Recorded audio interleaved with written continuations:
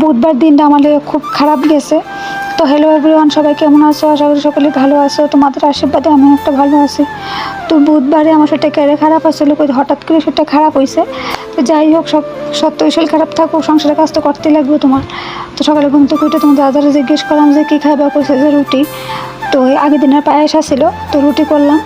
রুটি কইরা তোমার দাদারা দিলাম। ভাবছিলাম আমি একবার খাইতাম না, তো এবার যে সময় আমি খাইছি জানো না, আমি পায়েসকে আমার যেমন আরও অসুস্থ হয়ে গেছি। আধা ঘন্টা ঘুমাইছি। তোমার দাদা বলতেছে ঘুমাই থাকো, শরীর ভালো লাগলে এরপরে কাজ করো। তোমার দাদা বাড়িতে আসলো না, ডিউটি গেছে। তাইরও স্কুলে পাঠানো লাগবে, তাইরও স্কুলে পাঠাইলাম।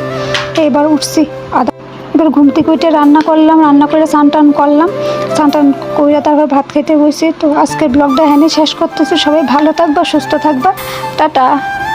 বুধবার দিনটা আমাদের খুব খারাপ গেছে। তো হ্যালো এভরিওয়ান, সবাই কেমন আছো? আশা করি সকলে ভালো আছো। তোমাদের আশীর্বাদে আমি একটা ভালো আছি। তো বুধবারে আমার শরীরটা কেড়ে খারাপ আসলে, হঠাৎ করে শরীরটা খারাপ হয়েছে।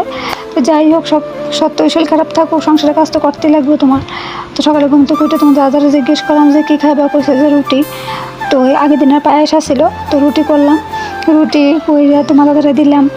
ভাবছিলাম আমি একবার খাইতাম না, তো এবার যে সময় আমি খাইছি জানো না, আমি পায়েসকে আমার যেমন আরও অসুস্থ হয়ে গেছি। আধা ঘন্টা ঘুমাইছি। তোমার দাদা বলতেছে ঘুমাই থাকো, শরীর ভালো লাগলে এরপরে কাজ করো। তোমার দাদা বাড়িতে আসলো না, ডিউটি গেছে।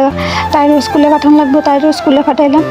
এবার উঠছি এবার ঘুম থেকে উঠে রান্না করলাম, রান্না করে স্নান টান করলাম।